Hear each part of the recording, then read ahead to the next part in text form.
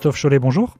Bonjour. Vous êtes adjoint du directeur diocésain de l'enseignement catholique en Sarthe, responsable du second degré. Aujourd'hui, nous avons travaillé sur le continuum de formation des jeunes. Question initiale, est-ce que c'est ce que l'on appelle aussi la fameuse orientation ? Alors permettez-moi de moduler votre propos parce que la notion d'orientation est pour moi restrictive, puisqu'en réalité on est derrière l'idée de « je m'oriente donc je prends une voie ». Permettez-moi de penser plutôt à un chemin de vie ou plutôt quelles sont les compétences dont dispose le jeune pour pouvoir aller vers tel ou tel métier dans un avenir proche. Donc d'après vous, il faut, et c'est tout à fait logique, c'est louable, élargir les perspectives des jeunes. Totalement. Si on reprend la notion du chemin, vous avez une carte et vous pouvez aller à un endroit différent par des chemins complètement divers. Donc on ne va pas parler d'orienter, on va peut-être parler d'aiguiller, de conseiller. Aujourd'hui, quelles sont les bonnes étapes pour aiguiller notre jeune public ? Alors, le mot d'ordre, je pense que c'est la notion de curiosité. C'est-à-dire qu'en fait, le jeune a la chance aujourd'hui d'avoir dans son entourage de multiples personnes, de multiples acteurs. Et de ce fait-là, il est tout à fait en capacité d'acquérir des connaissances, des rencontres. Le mot de rencontre est hyper important, de façon à pouvoir, lui, bâtir son chemin et de se dire, tiens, pourquoi est-ce que moi, je ne me verrai pas plus tard dans ce métier-là ?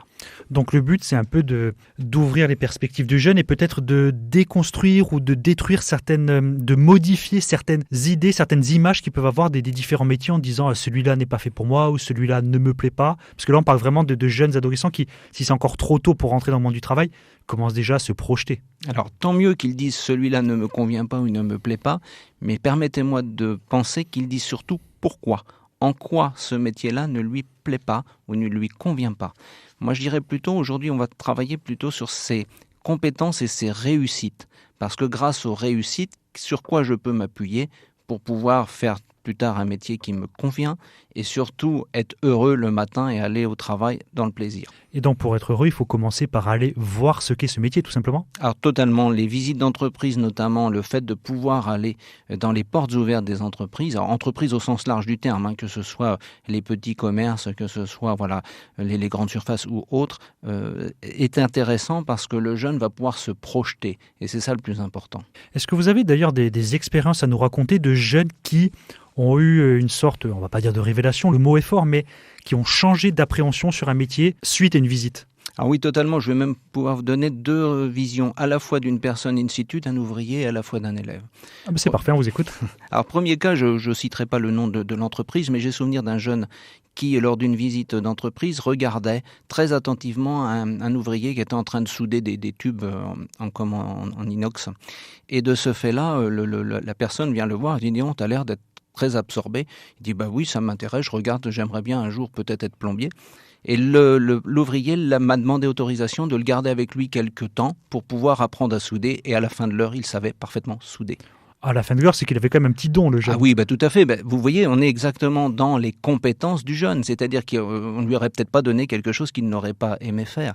Et un deuxième exemple, puisque je vous ai dit qu'il y aurait deux exemples, c'est lors d'une visite d'une entreprise d'impression, donc une imprimerie. On avait une personne qui était à l'approche de la retraite, qui était en train de découper avec une machine spécifique des calendriers. Et là encore, j'ai eu des jeunes qui ont posé des questions à cette personne. Et à la fin de la visite, ce même ouvrier est allé voir son patron en disant « Tu vois, je suis à quelques jours de la retraite, je suis prêt à revenir à tout moment dans l'entreprise pour présenter à des jeunes, tant l'échange avait été intéressant. » Il a senti qu'il y avait un intérêt de la part des jeunes à qui, si on avait présenté le métier dans un cours un cours théorique, coupé des calendriers, dit comme ça fait pas rêver. C'est exactement cela.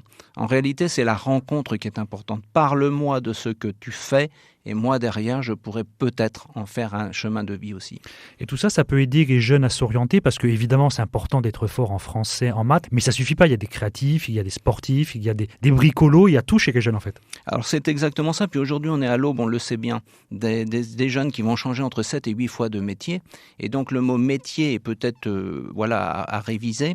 En réalité, c'est sur quoi je peux me baser pour être heureux le matin et faire telle ou telle action. Mais effectivement, ça n'empêchera pas les maths, le français, l'anglais, bien évidemment. Loin de moi l'idée d'aller laisser de côté les disciplines. Mais en fait, c'est plutôt comment moi, dans ma discipline maths, français, anglais, je peux accompagner ce jeune et à faire une force de ce qu'il sait faire au quotidien et vers quoi je peux l'emmener encore plus loin.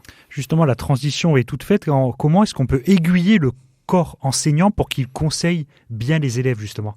Alors, pas que le corps enseignant, parce qu'il faut voir qu'autour d'un jeune, il y a de multiples acteurs, et pas que les enseignants. Certes, il y a une part, et notamment le gouvernement a souhaité que, notamment en 5e, il y ait des visites d'entreprise qui soient menées, mais il faut le voir là encore au sens large du terme, parce que le jeune qui est dans son club de foot, le jeune qui, comment a dans sa famille un oncle, une tante, etc., qui travaille sur tel ou tel métier, c'est intéressant qu'il puisse s'interroger. Pour répondre à votre question par rapport à ces... comment outiller les professionnels, il existe de multiples sites. Mais je crois que le nerf aujourd'hui de la guerre, entre guillemets, c'est surtout d'aller voir et de provoquer la rencontre, faire venir des professionnels dans son établissement et puis pouvoir discuter du métier, aller sur place les voir. Aujourd'hui, on a des moyens techniques et technologiques, avec autorisation bien sûr des entreprises pour pouvoir filmer, mais de filmer une action d'un ouvrier, à mon sens, c'est beaucoup plus intéressant et de discuter avec lui que de parler qu'en théorie. Et c'est là que l'enseignement a un rôle très important parce que l'élève, souvent, est un peu, on va utiliser des guillemets, cantonné à son habitus. Son habitus dans le sens, il y a plusieurs définitions à ce mot, dans le sens de Bourdieu. C'est-à-dire celui dont les parents et les grands-parents étaient ouvriers et des métiers qui, pour lui, n'existent pas ailleurs qu'à la télé. Et une visite de classe, ça peut être l'occasion de voir ce que c'est. Ou inversement, d'ailleurs. Un fils de docteur peut se dire, moi, je ne serai jamais plombier. Alors, vous avez tout à fait raison. Et puis, alors, j'ai souvent tendance à dire qu'un chirurgien, c'est aussi un très bon bricoleur parce que quelque part, s'il travaille avec ses mains. S'il n'avait pas la précision du geste, ce serait un petit peu embêtant. Mais vous avez tout à fait raison, c'est-à-dire que l'idée, c'est d'ouvrir, c'est-à-dire permettre et surtout pas cliver. Parce que qui suis-je, moi, professeur, si je me reprends il y a quelques années, pour dire à tel élève, tu feras tel métier.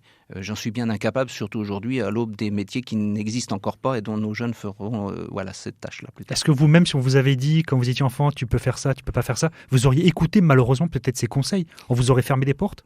Absolument pas, parce que je pense que j'étais déjà un peu rebelle, étant jeune, et ça vient du caractère de chaque enfant. Mais c'est vrai qu'on m'aurait dit aujourd'hui tu seras à la direction diocésaine, je pense que j'aurais pas imaginé cela. Mais vous voyez, c'est bien toute l'expérience d'un chemin de vie et de rencontre qui font qu'à la fin, vous faites tel ou tel métier. Ces visites d'entreprise qui sont importantes, on revient un peu à ce qui était fait autrefois, c'est les fameuses leçons de choses, expérimentées pour voir. C'est ça ? C'est tout à fait cela. En réalité, alors mettre la main à la pâte, c'est compliqué parce que bien évidemment, vous avez des process et des sécurités qui font que. Mais en réalité, c'est aller observer pour transposer. Est-ce que moi, plus tard, je me vois dans ce métier-là ? Et si le jeune dit non, mais ce n'est pas grave. Au moins, il aura acquis une expérience, une rencontre. Il aura acquis une expérience, il aura vu quelque chose d'autre. En préparant cette émission, vous nous aviez parlé d'une sorte de philosophie. C'est pas vous qui l'avez inventé, mais ça serait sympa de finir l'émission là-dessus. C'est le droit à l'essai. Le droit à l'essai qui est différent du droit à l'erreur. On est dans une dynamique beaucoup plus positive. Est-ce que vous pouvez nous en dire un petit peu plus ? Oui, tout à fait, parce que quand vous partez du principe que vous avez le droit à l'erreur, selon moi, vous allez aboutir probablement à un échec. Alors que si vous avez le droit à l'essai, vous avez toutes les chances de réussir à la fin d'aboutir à quelque chose qui fonctionne. Sachez que beaucoup d'inventions, notamment le petit post-it jaune que vous connaissez, je ne dirai pas la marque, qui a été réalisé grâce justement à une erreur de dosage de colle. Vous voyez bien. Oui, donc ça a été collé que en haut, c'est ça ? En fait, c'est pas ça, c'est que le dosage de colle a été fait d'une telle manière, c'est fait pour faire des autocollants indécollables, et en fait, ils étaient tout le temps décollables. Et donc, le patron qui a vu ce matériel, s'est dit après tout, pourquoi on ne l'utiliserait pas pour pouvoir faire quelque chose de repositionnable. Et c'est comme cela que le post-it est arrivé.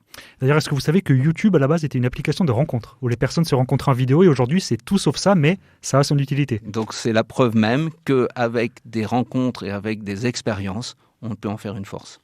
Merci Christophe Cholet. Merci à vous. Au revoir. Au revoir.